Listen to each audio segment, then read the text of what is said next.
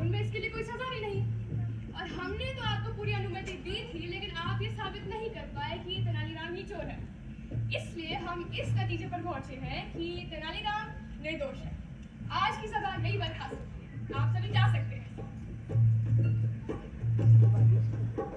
महाराज की जय हो।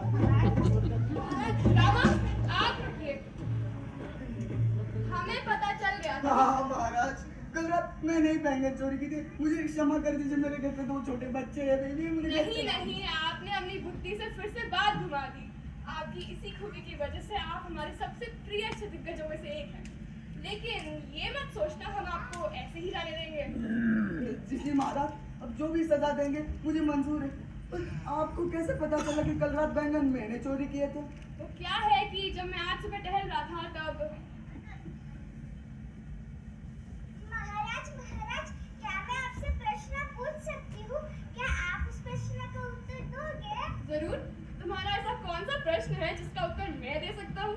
अगर आपके किसी प्रिय ने आपके दरबार से चोरी की, तो आप उसे क्या सजा देंगे? मेरे किसी प्रिय ने मेरे दरबार से चोरी की? ये तुम्हारे मन में कैसे प्रकट हुआ? वो क्या है ना, कल रात। अच्छा, इसलिए तुम्हारे मन में ऐसे सवाल आ रहे हैं। किंतु तुम्हें कैसे पता कि तुम्हारे पिताजी ने ही चोरी की थी?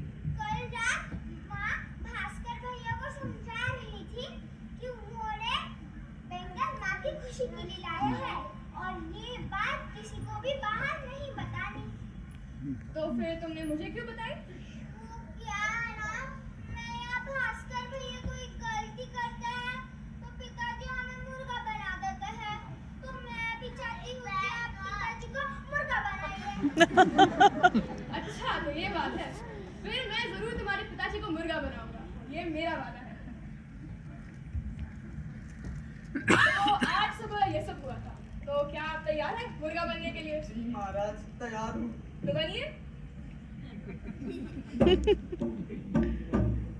कुकड़ू को।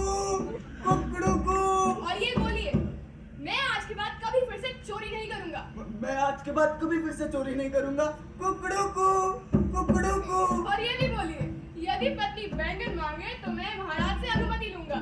यदि पत्नी बैंगन मांगे तो मैं महाराज से अनुमति लूंगा। कुकड़ू को।